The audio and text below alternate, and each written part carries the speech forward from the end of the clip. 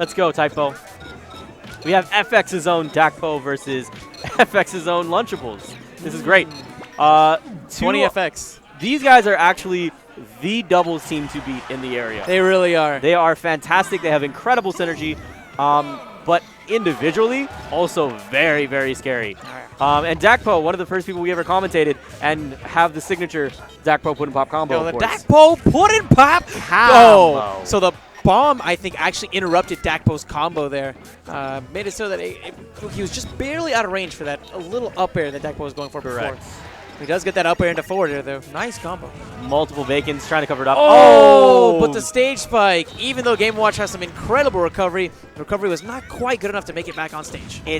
But in this neutral, though, you're seeing Lunchables doing such a good job of using bombs, using rangs, using arrows, and just really boxing out Dakpo. You're right. But because they're physical projectiles, though, he can't put them in this bucket. That's why he's using and abusing it so much. Oh, interesting trade. Keep in mind, these two are doubles partners, so they're familiar with each other's matchup. Yeah. That being said, Lunchables, I think, has won pretty much every set against Dakpo. Probably. Yeah. Actually, yeah, now that I think about it. It's going to be really hard. But it's okay. We're going to get into it. I'm curious what Dakpo is going to try to do. Now, granted, that up B is really, really powerful. And it's actually one of the more unique things to Game & Watch because you can up B and then act out of it, which is completely unlike the rest of the cast. Yeah, you can't air dodge out of it, but you can do an aerial out of it, which is really nice. Or jump. Yeah. Oh, that's going to be another one. And Lunchables just widening this gap that much more. That's right. They're up an entire stock. We've been commentating this match so much, I don't even know what the balloon count is. Has anyone gotten a balloon? I don't think so either. Because they're both, pretty excellent at balloons. They know. I feel like they're really shaping the balloon meta, which is very, very prominent down here. Oh, he had the 9. Oh, it's so unfortunate. That would have been so hype. Oh man, nice. In these sorts of matchups, though, it's so important whenever you have an opponent who's throwing bombs at you to understand you need to wave dash a lot. In order to pick it up the bombs as well as throw them back at him. That's why it's also really important against Luck and his Diddy Kong. There's the counters. Okay. Ooh, he's using the bacon to kind of put a shield in front of him to get rid of that boomerang in front of him. And Dakpo right now up 2-0 on the balloon count. He is, however, down an entire stock. Wow, I'm surprised that he made it past that down air that Lunchables was throwing out. I think he waited until he was at the last second and he had to pull it back. And that's why he was able to get away with that. Oh, 2 hits. Caught him with that one. And the bomb. That was great. But still not being able to capitalize just yet. Back air to up B. Trying to cover this distance. I just realized that Lunchables is repping the 4 MLG tag. Maybe a reference to his bottom 5 trailer, which is a hilarious montage parody. Anyways, the toot toot is going to send Lunchables right off the top. And it's going to be still... No, that's dead. That's dead. JV3 stock for Lunchables. Dakpo has the counter pick. Here's the thing, though. Game & Watch Roy, not in Game & Watch's favor at all. So even if Dakpo wins this... Even if he wins this, man, it just feels like, well, game 3, if he wanted to, Lunchables could just bust out the Roy, and he'd have the counter pick on top of that. Correct. You're right.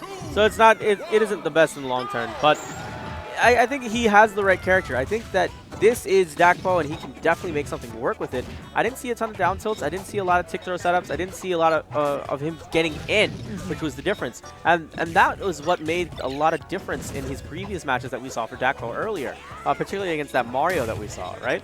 So I think the best thing he can do is put out more bacon to deal with Rang so that the Rang has something to hit off of.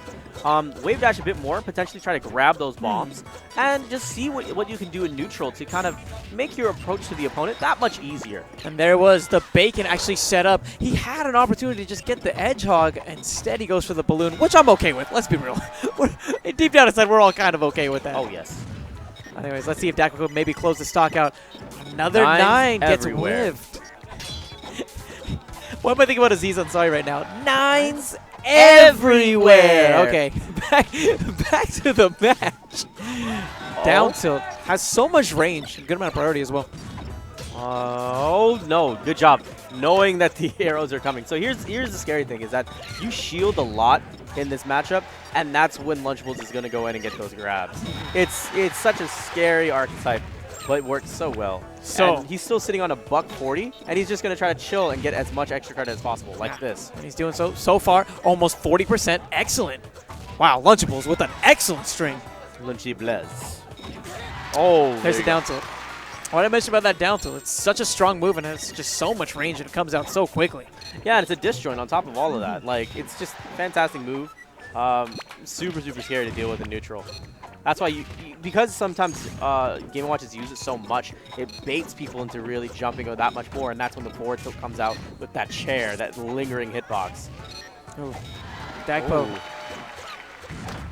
Apparently the chair has something like 30 active frames. It's a lot. It's a lot of frames. Shout out to Typo for the knowledge. Typo with the knowledge. We will be. I will be. He will not be. Anyways, Lunchables. I like the use of the up B that we saw earlier from Lunchables. Just putting out that long-lasting hitbox, catching Dakpo as he fell down. Ooh. Now, the way that Lunchables uses those bombs to set up for so many combos, so smart. And there was something that we mentioned before. Game & Watch, he can act out of his up B. So Dakpo SDs and makes me very sad.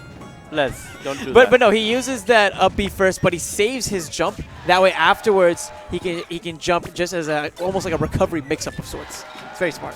There's the chair WWE special. Aries, I just want you to go from JV to being JR for that moment. Oh, the chair! Yeah. I'll try, man. I'll try.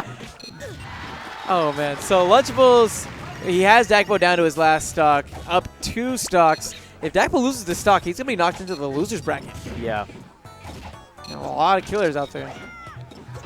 Dakpo, however, superior lead on the balloon game. He really has been stepping up his game. Yeah, man. It's next level. Oh, that snipe! Steal. Yo, that was a raunchy steal, dude. Ooh. That's the kind of stuff he knew what he wanted, and he got it. Yo, that steal. That's the kind of steal that makes people say really mean things on Xbox Live. Yeah. I mean, he is doing it for MLG after all. He's doing it for all the little 12-year-olds out there. Oh yeah. He's one of them. He's representing. He's representing his He's representing so well.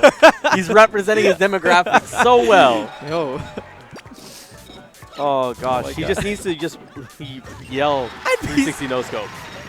I'd be so salty about that steal, man. I heard simple plan play. Ooh. Anyways, we're just not making bad jokes. Lunchables taking it 2-0 over Dakpo. But hey, Dakpo, definitely a solid player. I'm excited to see what he can bring out. Back for the summer, man. Oh, yeah. It's going to be so good. I can't wait to see a summer of Dakpo. Indeed, and we're going to be seeing a loser's bracket where the judgment will certainly reign in. Yes.